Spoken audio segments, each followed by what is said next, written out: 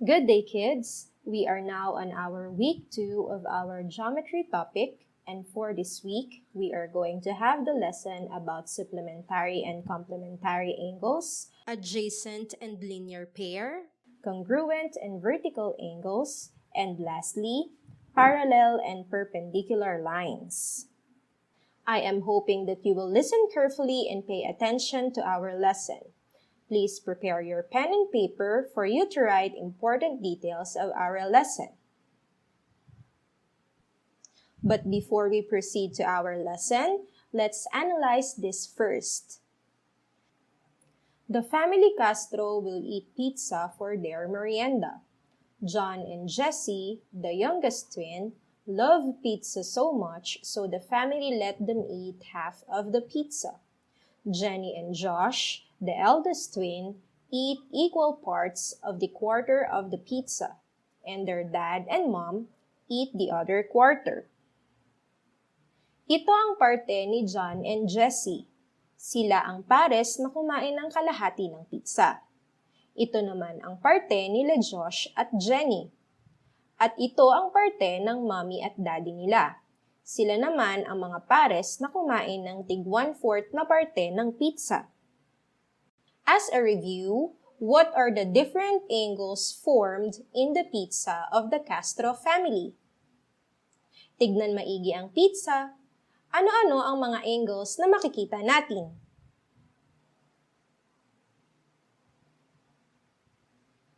Magaling! Mayroon ditong acute, right, obtuse, at straight angles. Remember, acute angles are angles that is greater than 0 degree but less than 90 degrees. Right angles are angles that is exact 90 degree in measure. Obtuse angles are angles that is greater than 90 degrees but less than 180 degrees. Straight angles are angles that are exact 180 degree in measure. Now, let's give angle measurement to the parts of their pizza.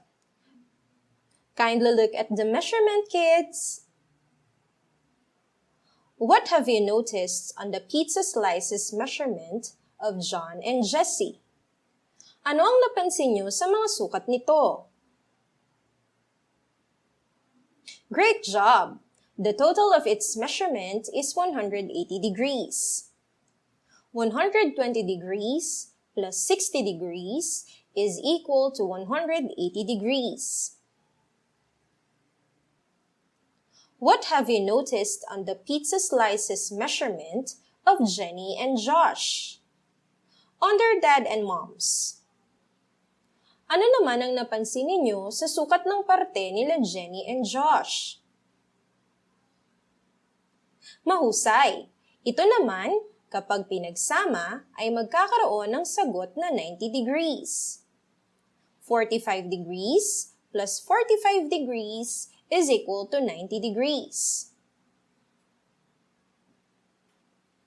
How about the measurement of their mom and dad's part? Very good. The total of its measurement is 90 degrees also. 65 degrees plus 25 degrees is equal to 90 degrees. Now let's have this picture. We have here a fences. Can you tell me something? What have you noticed about this? May napansin ka ba sa bakod? Magaling! Ang bakod sa larawan ay sira. Let's say that the fences are lines, and the lines we have are lines A, B, C, and D. Kindly look at the lines.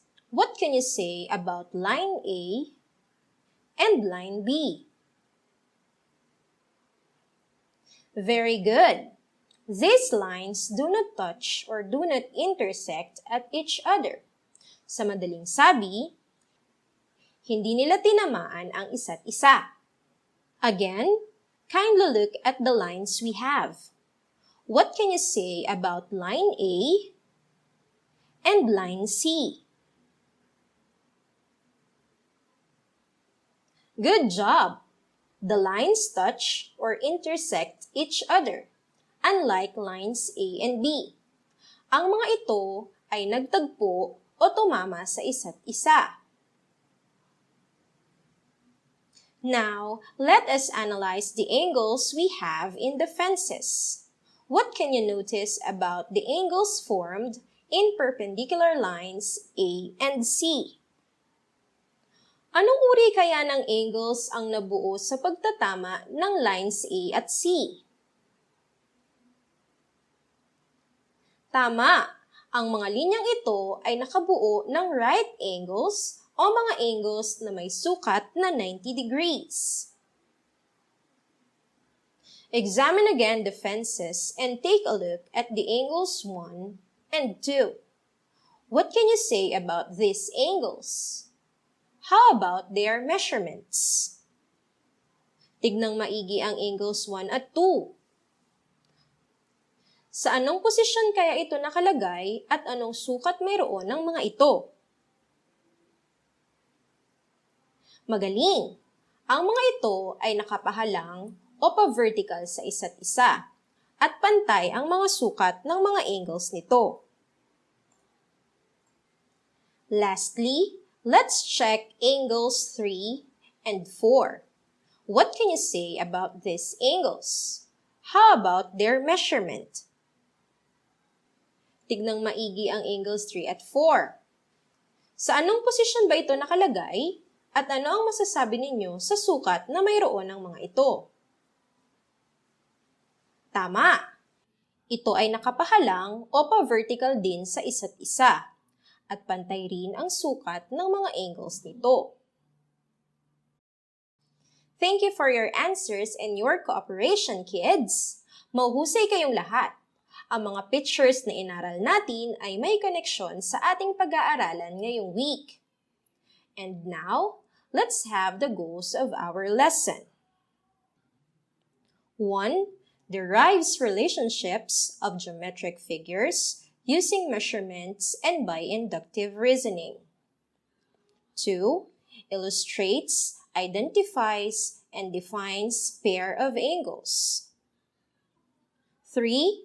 Illustrates, identifies, and defines parallel lines and perpendicular lines. And 4. Derives relationships of geometric figures using measurements. We will first discuss the angle pairs. Number 1. Complementary angles. These are two angles whose sum of their measure is equal to 90 degrees. Muli, ito ay pares o dalawang angles na ang mga sukat kapag pinagsama ay may kabuuang 90 degrees. Tignan maigi ang example natin. Angle BAT and angle TAN are complementary angles. Angle BAT is equal to 65 degrees and angle TAN is equal to 25 degrees. Angle BAN is equal to angle BAT plus angle TAN. Angle BAN is equal to 65 degrees plus 25 degrees, which is equal to 90 degrees. Solving complementary angles. Let's have this example and let's try to answer the missing measurement. Para masagutan natin, kailangan muna nating isulat ang ating mathematical sentence. Our sentence for this problem is x plus 60 degrees is equal to 90 degrees. Bakit equal to 90 degrees ang gagamitin natin? Tama! Dahil ang ating isosolve ay complementary angles. Ngayon, upang masagutan natin, kailangan nating pagsamahin ang mga common terms. Kailangan nating ilipat ang plus 60 sa kabilang side upang mapagsama natin ang mga common terms na ito. Tandaan, Kapag maglilipat tayo ng terms, kailangan nating baguhin ang mga signs o operation nito. At ang plus 60 natin ay magiging minus 60 sa kabilang side ng ating mathematical sentence. Kapag naayos na natin ang ating sentence, maaari na nating pagsamahin ang mga common terms. X is equal to 90 degrees minus 60 degrees.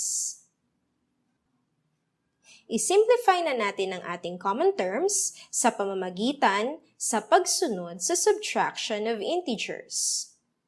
90 minus 60 is 30, and x is equal to 30 degrees.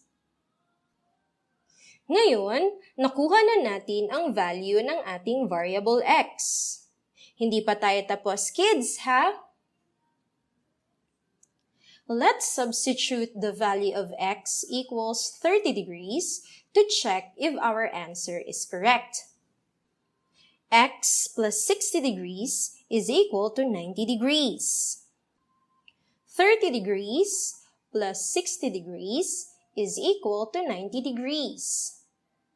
Saan nga galing ang 30 degrees? Tama! Sa value ng ating variable x. Again, 30 degrees plus 60 degrees is equal to 90 degrees. And our answer is 90 degrees equals to 90 degrees. Huwag nating kalimutang isulat ang value ng ating variable x bilang measurement ng ating angle sa drawing na aking ibinigay. Let's try this another example. Ano kaya ang magiging math sentence natin dito? Magaling! Ito ay 4x plus x equals 90 degrees. Kung mapapansin ninyo, walang measurement ang ibinigay sa ating example. Paano natin isosolve ito? Again, we need to combine common terms. And our common term is 4x and x, since it has same variable. 4x plus x is equal to 5x. Remember, the variable x has the value of 1. 4 plus 1 is 5, and we need to copy the variable x. 5x is equal to 90 degrees. For us to get the value of variable x, we need to divide both sides by 5. 5x divided by 5. 5 divided by 5 is 1. Hindi na natin ilalagay ang 1 since variable x means 1. Kaya maiiwan na lang ang ating variable.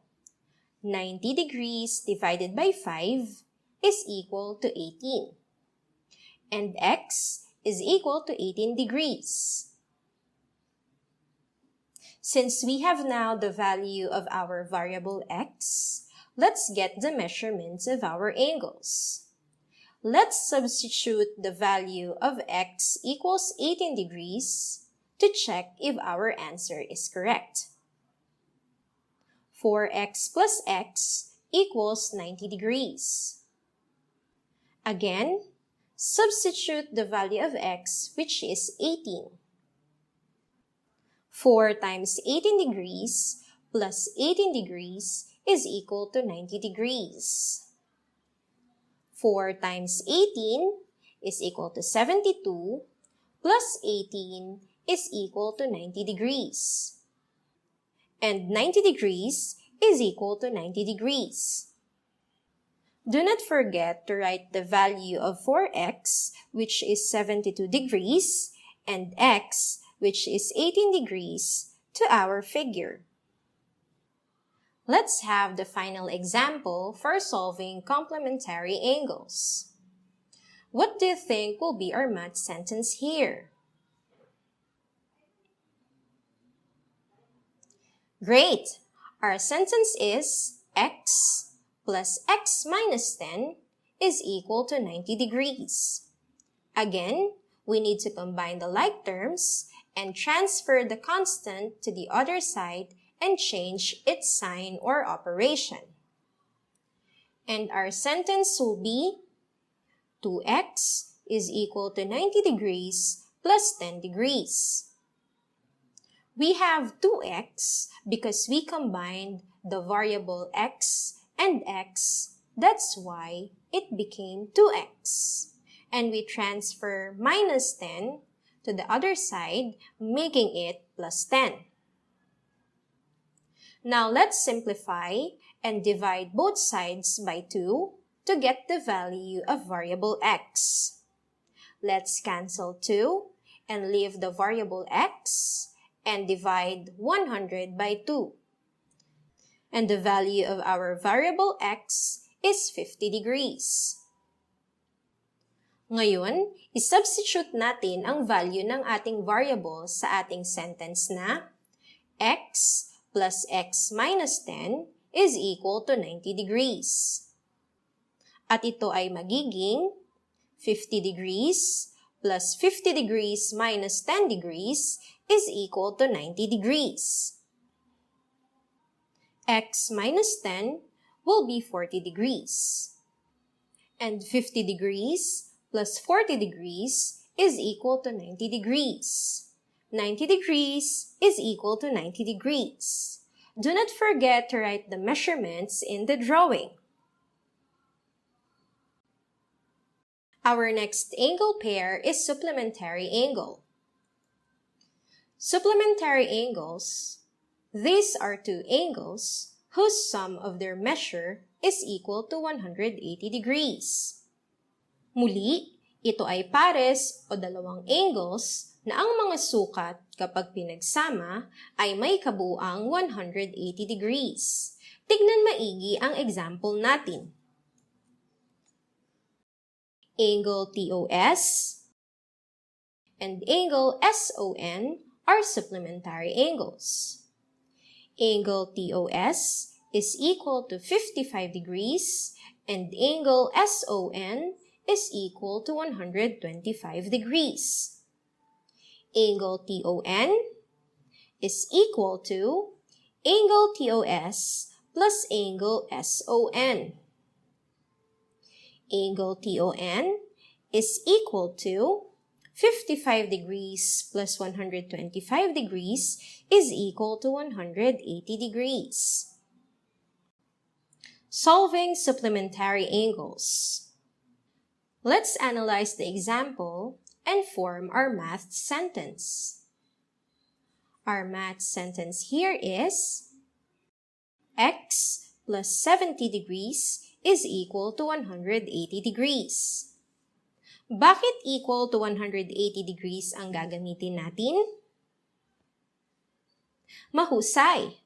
Dahil ating isusolve ay supplementary angles. Para masagutan natin ito, tandaan, kailangan nating pagsamahin ang common terms. Huwag ding kalimutan na kapag maglilipat tayo ng terms, kailangan nating baguhin ang mga signs or operations nito. Ililipat natin ang ating constant sa kabilang side. At ang ating magiging math sentence ay x is equal to 180 degrees minus 70 degrees. So from plus 70 degrees, it became minus 70 degrees.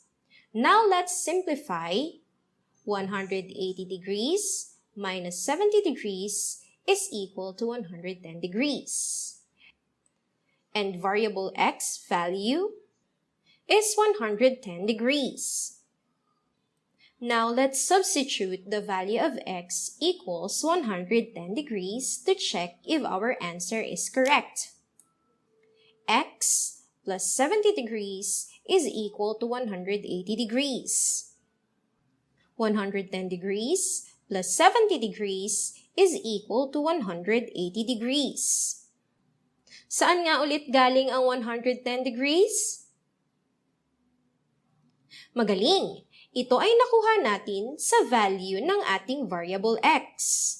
Again, 110 degrees plus 70 degrees is equal to 180 degrees. And 180 degrees is equal to 180 degrees. Ilagay muli natin ang ating measurement sa ating angle pair drawing. Let's try another example. Ano ang ating magiging math sentence dito? Tama! X plus 5x is equal to 180 degrees. Now, let's combine x and 5x and it will become 6x. 6x is equal to 180 degrees. To get the value of variable x, we need to divide both sides by 6. Let's cancel 6 here and leave the variable x. 180 degrees divided by 6 is equal to 30. And our variable x value is equal to 30 degrees. Kunin natin ngayon ang measurements ng mga angles natin.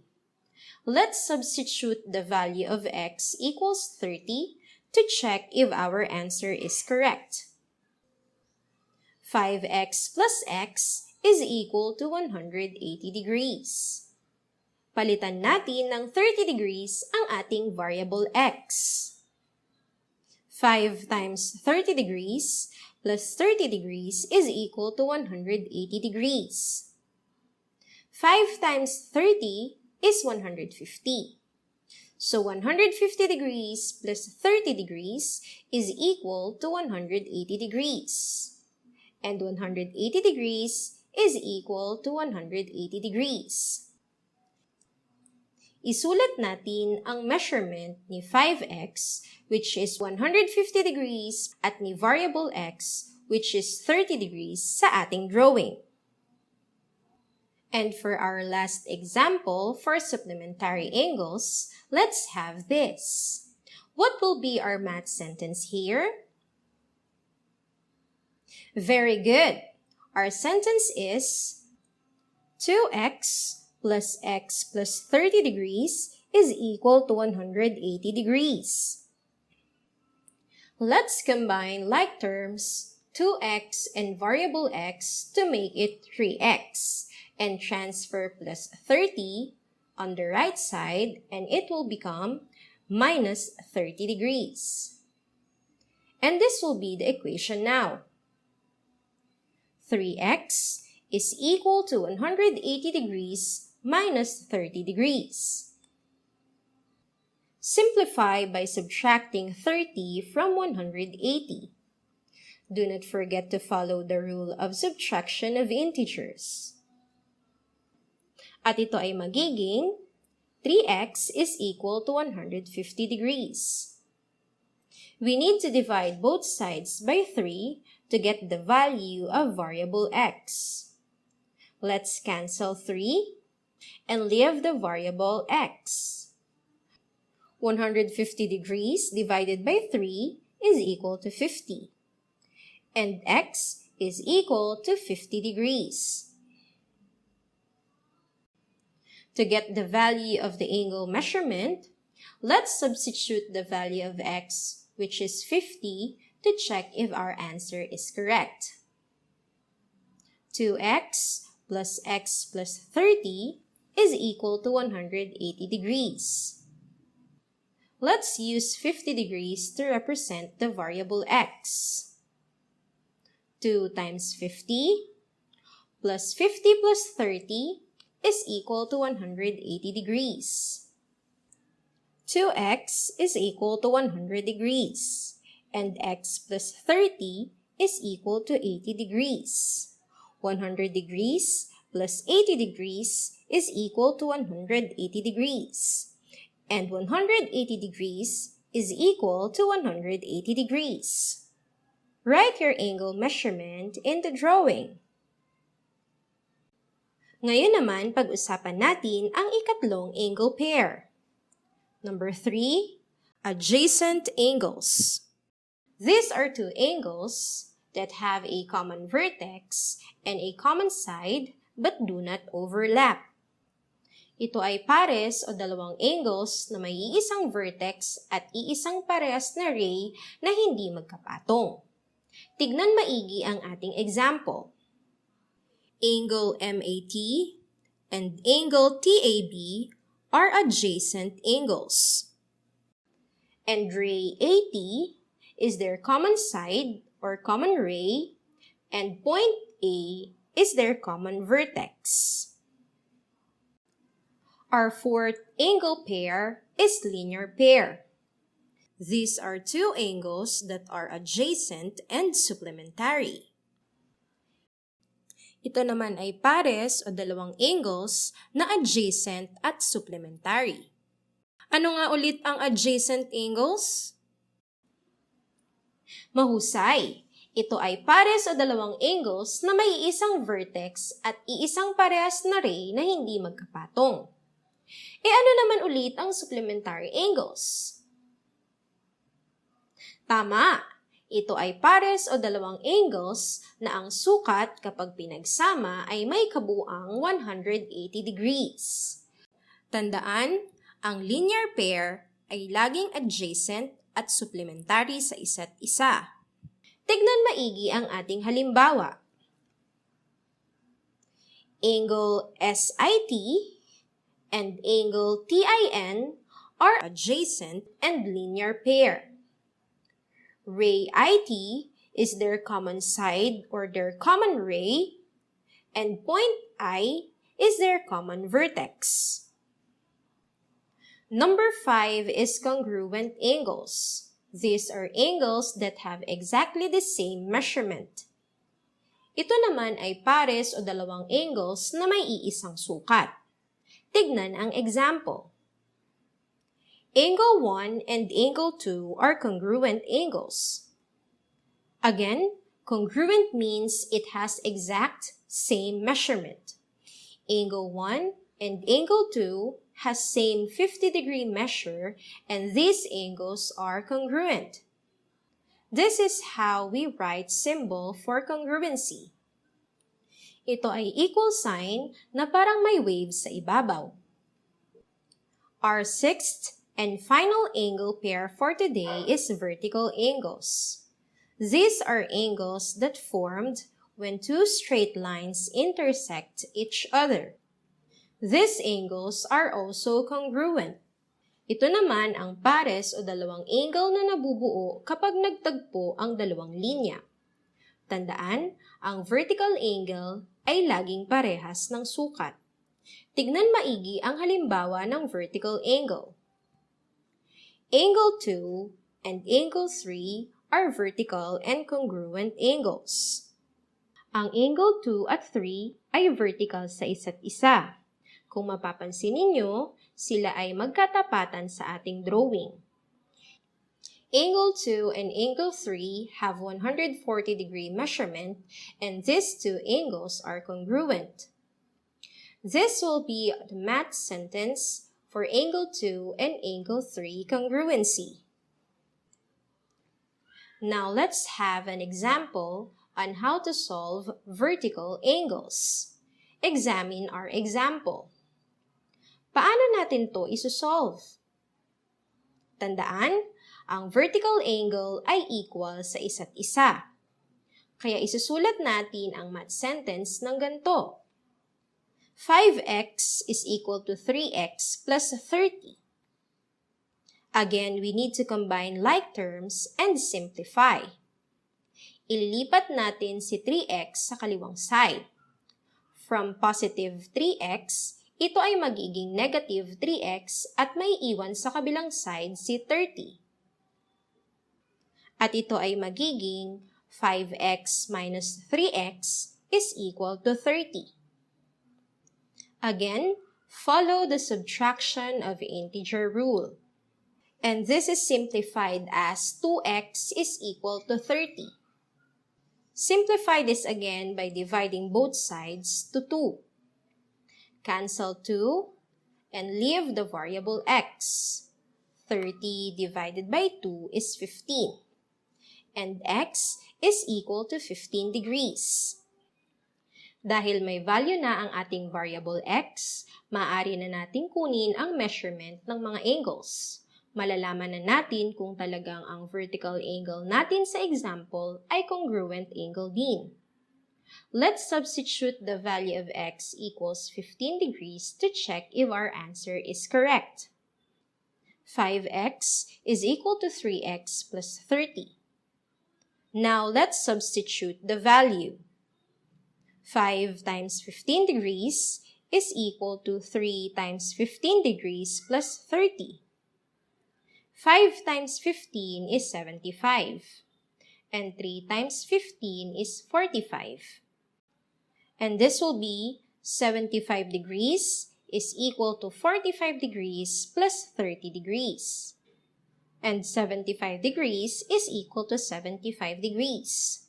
Muli, isulat natin ang mga measurements sa ating drawing.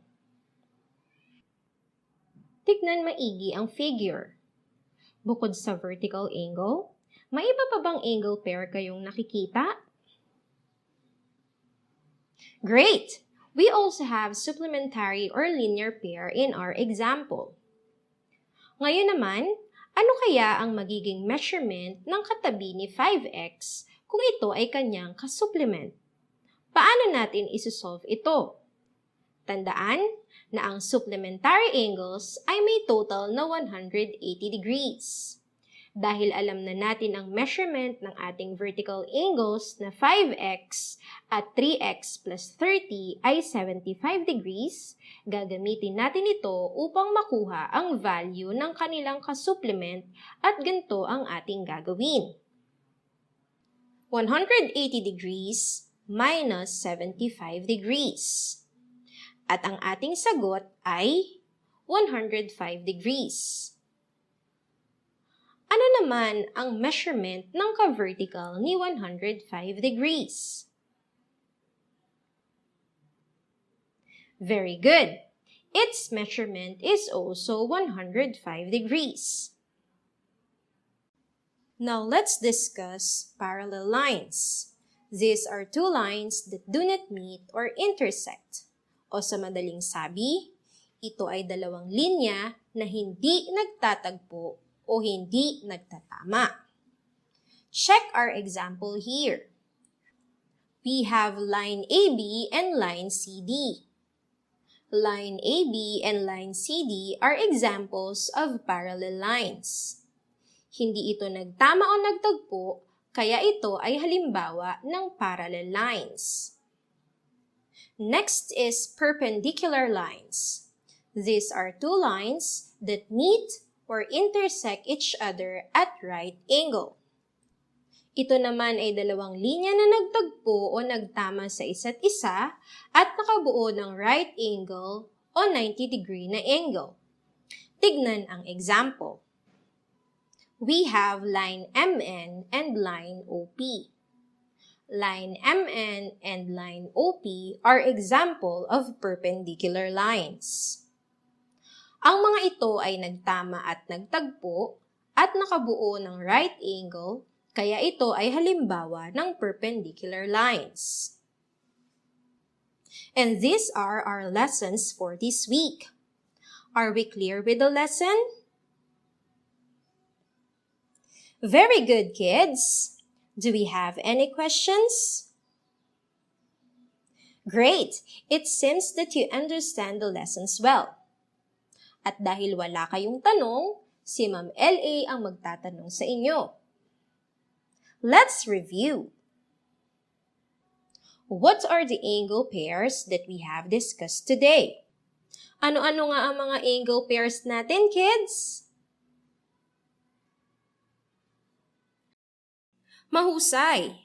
Ito ay ang complementary angles, supplementary angles, adjacent angles, linear pair, congruent angles, and vertical angles. Differentiate parallel and perpendicular lines. May pagkakaiba ba sila? Ano kaya ito? Magaling!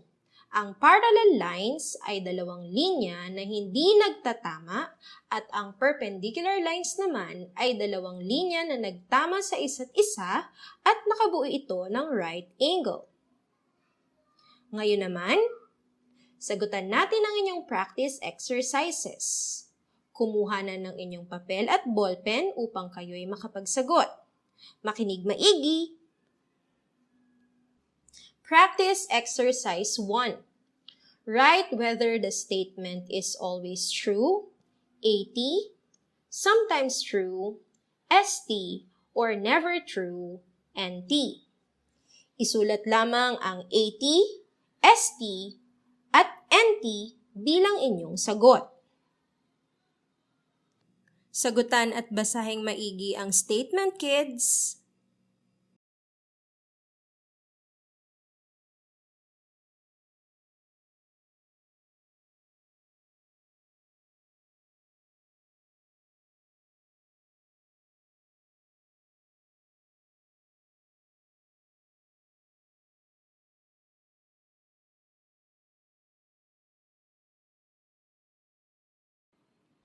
And for your practice exercise 2, find the value of x in each figure.